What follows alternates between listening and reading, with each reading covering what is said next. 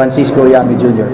Ladies and gentlemen, the press statement of the officer in charge, Philippine National Police, Police Deputy Director General Francisco Yami Jr.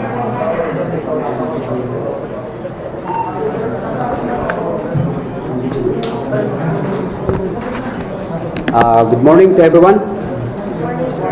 Regarding the incident that transpired at the Baybay Leyte last November 5, 2016, I have here a prepared statement.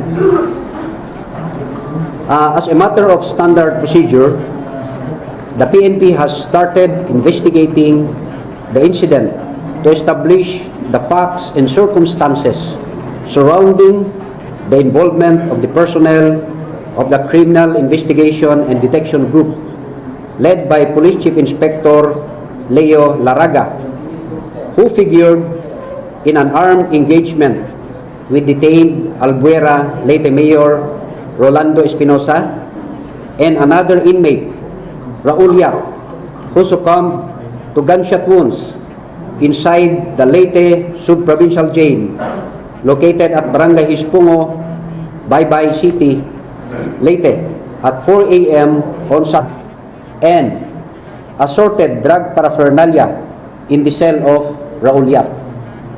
The SOCO team were able to recover 1-piece caliber Super 38 pistol in the cell of Mayor Espinosa and another caliber 45 Colt Commander in the cell of Mr. Yap. The search was ordered by Honorable Tarcelo Sabare, presiding judge of the Regional Trial Court, Branch 30 of Pasay, Samar, who issued separate search warrants for alleged violation of Republic Act 10591 or the firearms law against Rolando Espinosa and alleged violation of Republic Act 9165 or the anti-drug law against Raul Yap. Police Regional Office 8, Police Chief Superintendent Elmer Beltehar has constituted a panel that will look into the incident, while Regional Internal Affairs Service 8 will conduct its own investigation. The PNP assures the public that necessary sanctions will be charged on any personnel who will be found violating the standard operating procedure during the serving of search warrants. Meanwhile, the PNP continues in encouraging the public to give their all-out support on the government's war against illegal drugs. Thank you. So the first question will come from Lea Ilagan of UNTV, to be followed by Ian Cruz of GMA7. Lea. Morning, sir. Sir, sa police operational procedure, tama po ba na magkakain ka pa ng search warrant doon sa kulungan kahit na ito ay nakakulong na or government property? Unang-una, sa service of search warrant, normally that can be served against a private property. Ang purpose ng search warrant is to search the place and the things to be seized in order to seize the things na identified doon sa search warrant. But then, wala po sa batas that the search warrant may not be implemented in a government facility. Nangyari na po yan. Like, there was a time that then Director CIDG secured a search warrant to search his sub-office in the province. Kasi because of report na there were some police personnel involved in illegal activities, may mga illegal items in their possession, so na-search po yung police office sa probinsya. Sir, follow po. Sir, hindi ko po pwedeng parang kausapin na lang yung head noong provincial jail at bakit kailangan din na alas 4 ng madaling araw i-implement? Normally, sa aming police operational procedure, a coordination has to be conducted to the territorial units sa paligid, maimpormahan sila na there will be an operation that will be conducted. So may mga coordination na gagawin before they will effect the arrest. So kasama po yan yung chief of police ng area at saka dito sa facility mismo. At that time, siguro wala yung head of the provincial jail.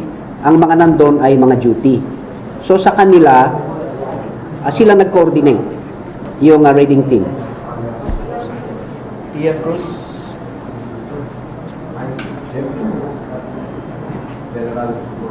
Morning. Sir, yung mga taga-CAPD, sir, hindi daw nag-coordinate sa dito.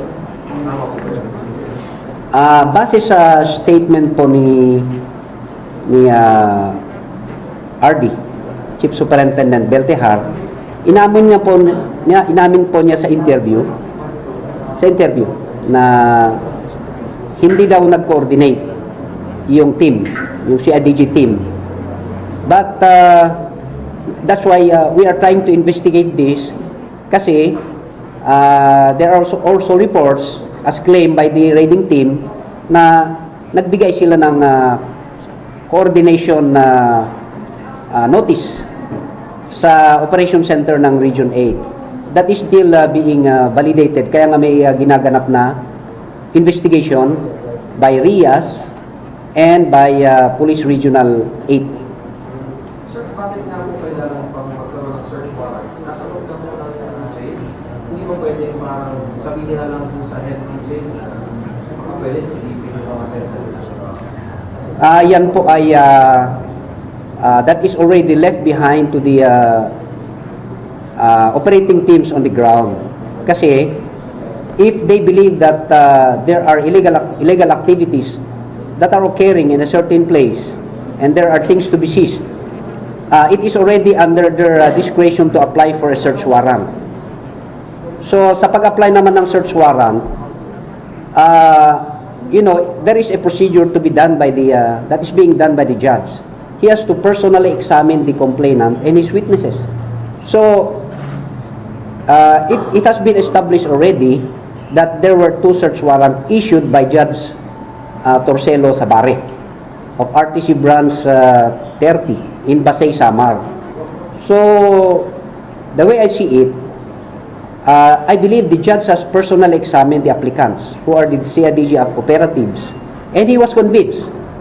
Kaya nag-issue ng search warrant against the facility, yung sub-provincial jail sa Pasay, Leyte. General, at this point, na ba kayo illegal or something wrong sa ginawa ng mga police? I do not like to speculate, but we are still waiting for the result of the investigation being conducted by RIAS and by Police Regional Office A. Ibisiganin po ba yung mga kadalingan ng agency? Kasi kasama pa sila doon sa list na binigay si Mayor ESPINOSA na kasama rin sa drug list sa Pulasabi. Yes, kung sino man yung involved doon sa operation, they will be subjected to investigation by the 2 offices, Police Regional Office 8 and RIAS. Next question from... CCTV, sir, nakita naman yung CCTV na jail? Wala pa kaming information kung nakita na yung CCTV. But that will be covered also. Next question from Jeff Caparas, to be followed by Henry Atuelan of DZMM. Jeff? General, sir, at this point, sir, pwede ba natin sabihin kung gano'n po malaking kawalan si Mayor ESPINOSA? Information na meron siya, ay bakit mo natin hinayaan na lumabot sa ako na mapatay siya? Hindi na siya, perhaps, parang hindi naman umabot sa patay na siya, parang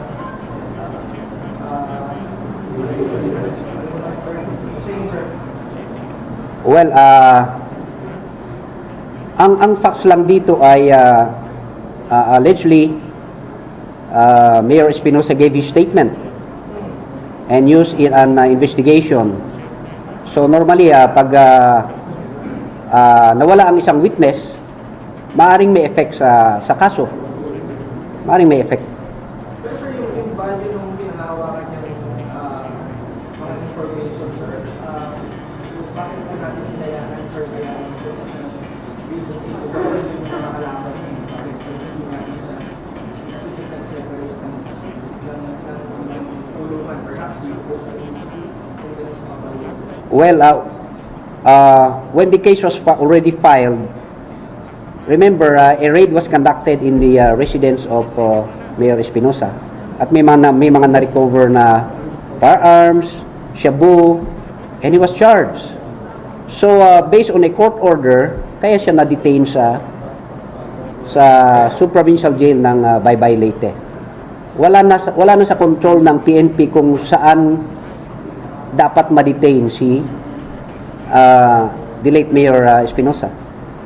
Next question from Henry Atulan, to be followed by Jonathan Andal, DWIZ. Sir, natingin ba sa PAGKAMATAY yung operasyon ng CID ng Espinosa kahapon? Based on the report of the director CIDG, that operation was text to him.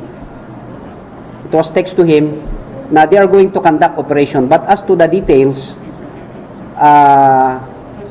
as to the concept, hindi niya alam yung gagawin. But he was aware that a search warrant will be served against the target. Yung time din na yun, sir, na nag-interview mo ba ng officer? I mean, yung anong oras na yung sir ko na i-interview mo ba sa kampanya, sir? Madaling araw. Madaling araw. Yes, to the director CIDG, but then it was a text message. So as to the details, yun ang wala pang information yung director CIDG. So the operation is confined with the group of Superintendent Marcos. Kasi may rep naman, the PNP is serving hundreds of search warrants every day. So it will be impractical for all the operatives. Every time that they are going to serve a search warrant, itatawag dito sa Camp Crame. A general guideline has already been issued, like the operation double barrel. So it's against illegal drugs, illegal trafficking, illegal drug trafficking. So nandun na po yung guideline.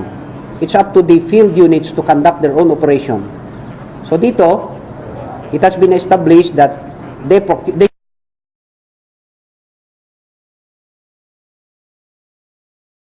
Next, followed by Maan Makapagal, ABS-CBN. Sir, ano kung ginagawa ng PNP sa blue book na hawak ng ALBUERA, kung saan naglalaman yung mga kinatang pangalan ng Mayor Espinosa?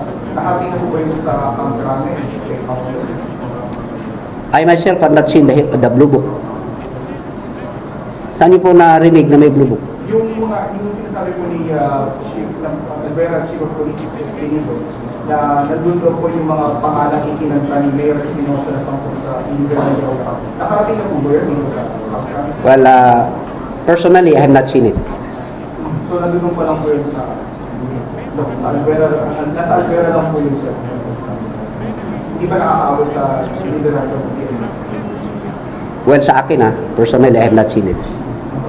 Sir, ilang police yung sangkot doon sa iniimbestigahan natin ngayon, sir? Dito sa incident, of course, yung operatives ng CIDG, there were 13 personnel of CIDG and 8 from the Regional Maritime Unit.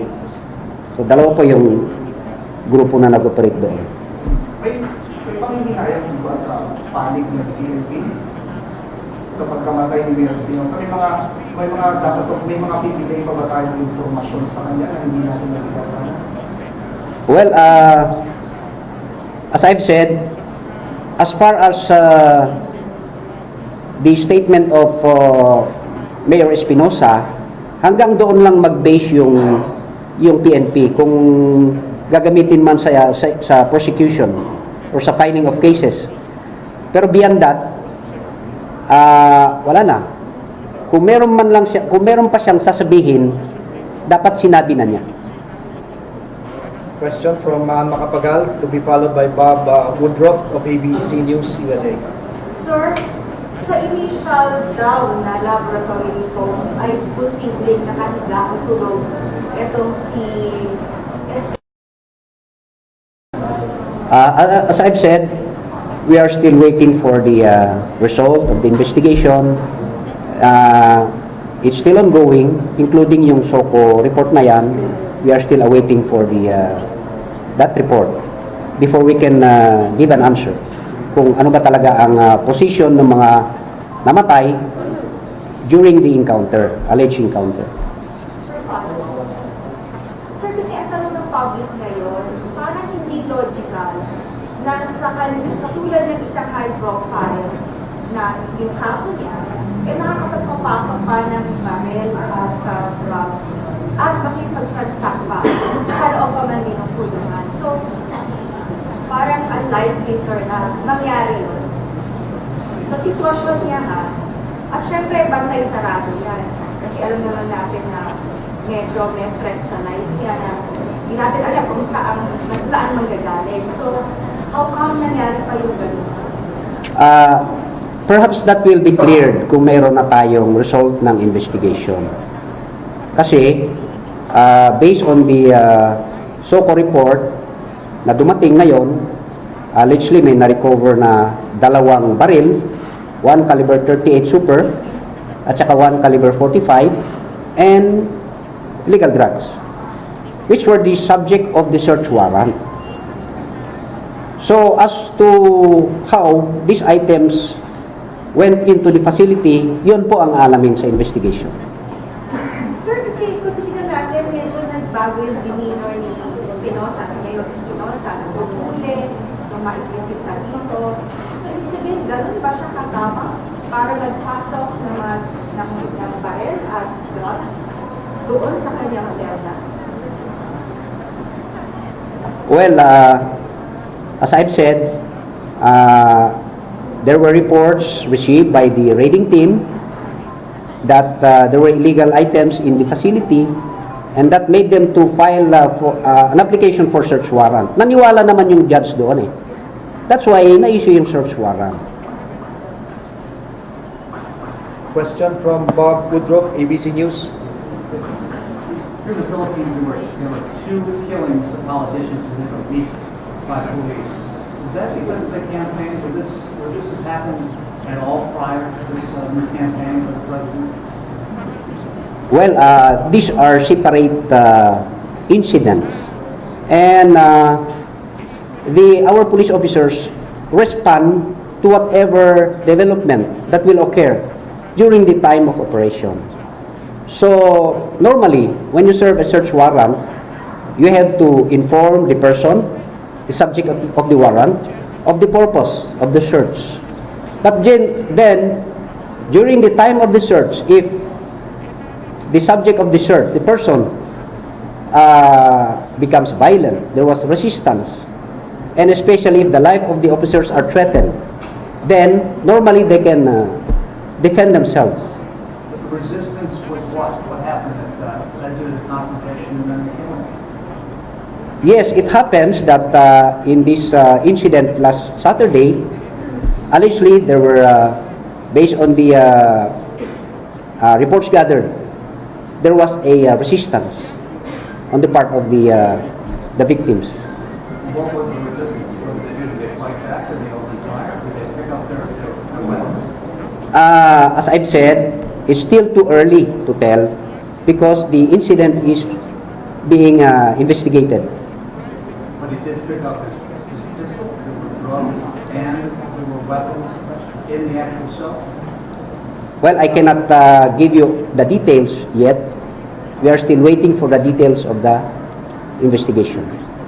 Last 2 questions will come from Alfred Dalizon, to be followed by Maan Macapagal, ABS-CBN. Alfred?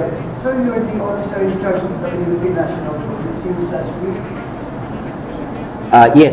And did you receive an instruction from the President regarding shortly after the incident, Espinosa case?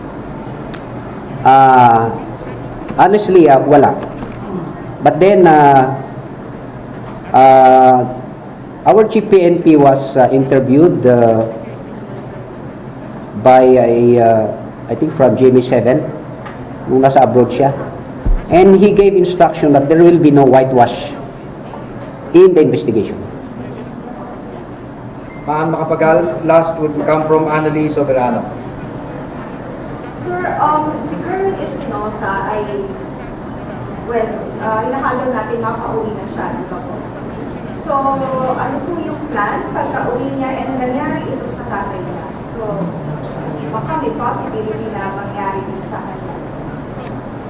We do not know kung how Kerwin Espinosa will react on this incident, yung nangyari sa tatay. But then, kami sa PNP, gusto rin namin siya na bumalik para magbigay din siya ng statement to shed light on his illegal activities, illegal drug activities. Kasi this is a no-nonsense operation being conducted by the administration that this is a campaign against drug lords and their protectors. So ang nakakaalam lang talaga kung sino mga protectors nila are the drug lords. So gusto rin namin na umuwi siya para sabihin niya kung sino ba yung mga nagpo-protect sa kanya. Sir, ano yung mga angulo ng tinitignan nyo dito kay Mayor Espinosa? Possibility ba dyan na, well, parang state-sponsored ano yan? Or meron talagang gusto siyang patahimikin? So, saan ang gagaling yan? Sir, ano ang motive and angle sa tinitignan natin? Well, as I've said, I do not like to speculate on the motives or the reasons. But it appears that in the service of a warrant, last Saturday, there was allegedly a resistance. So, nangyari yung encounter na yan. Last two question from Annalise Soberano, Bombo Ranger. Sir, General Secretary. Yes. Sir, tanong ko lang, kasi nilensin nyo na CIDG operatives po ang nag-operate, kasama po yung 8 maritime personnel. Bakit po maritime sa ginamit natin bilang support doon sa mga CIDG operatives? Considering itong mga maritime police natin nagpapatulad po sa karagatan natin. We would like to get an answer from the operating team themselves. Perhaps yung pangangailangan ng supporting teams, immediate, na nandun yung available operatives ng maritime group, kaya sila ang kinuha. But we'd like to get an answer on that. So, blanco din po, hindi nyo po alam kung bakit maritime po yung tinapos ng CIDG. Yes, as I've said, we are still waiting for the official result of the investigation. Sir, follow-up. Sakaling darating po si Kerwin Espinosa from ALBUERA, saan po siya i-diretso? Saan po siya i-tulong dito ba sa PAGKAMATAY or diretso sa ALBUERA? We will check kasi if there is already a warrant issued against him, then kung saan ibabalik yan sa issuing court. Last question. I'm trying to just get this clear, I'm sorry. Did he grab his weapon or did he not? You can probably say this, you know this by now, right? Did he actually... I'm sorry to say that those details are still not in. You don't want to talk about Yes, those details are not yet in. The investigation is ongoing. Okay? Sir, last one. Yes, last, madam. Super last. Sir, Senator Lasing said Espinosa's killing was a clear case of PJK and it was a bad spirit for the PNP. Any reaction to that? I heard that there will be, I think they will initiate an investigation. So the PNP is ready to cooperate in any investigation that will be conducted, either by Senate or by Congress or whatever body. Okay? Maraming salamat po. Magandang umaga po sa inyong lahat. US Embassy incident result na tayo sa investigation. Ongoing pa po. Still ongoing. Okay? General, Sir? CCTV hawak yun naman ng PNP. As I've said, we are still determining about that CCTV. Sir, kasama sa investigahan yung mga jail guards, paano nakakapasok yung mga kontrabando at nagsupunta ka ng baby? Yes, sama yun. Yes, sir. Thank you, sir. So, thank you very much. Thank you so much. Sir, hawakan ko na sa yung papel, sir. That was Deputy Director General Francisco Yami Jr., the OIC of the PNP, in the absence of PNP Chief Ronald De La Rosa. He read a statement of the police force on the death of Albuera Leyte Mayor Rolando Espinosa. He says the PNP has started its investigation in the involvement of CIDG personnel who figured in an armed engagement in against Albuera Leyte Mayor Rolando Espinosa and Raul Yap inside a Leyte provincial jail. That engagement resulted in the deaths of Espinosa and Yap. He said that reports to the PNP revealed that during the search of the cells, they recovered shabu, marijuana, and assorted drug paraphernalia, and a cult commander in the cell of Raul Yap, and a Super 38 pistol found in the cell of Mayor Espinosa. He says the Regional Internal Affairs Service and Police Regional Office 8 are conducting the investigations, and any personnel found to have violated procedures will be charged. Yami defended the serving of the search warrant at the cells of the victims, saying nothing in the law prohibits them from implementing a search warrant inside a government facility. He also says there are also reports, as claimed by the raiding team, that they indeed gave a coordination notice to the Operations Center of the Region 8 Police. This is after the director of the Region 8 Police said he was not informed of the operation against Espinosa and Yap. Yami also says the CIDG director was informed of the operation, but no details were given to him. We'll give you more news on Dateline Philippines later on at 12. That's your news now. I'm Ron Cruz. Thanks for watching.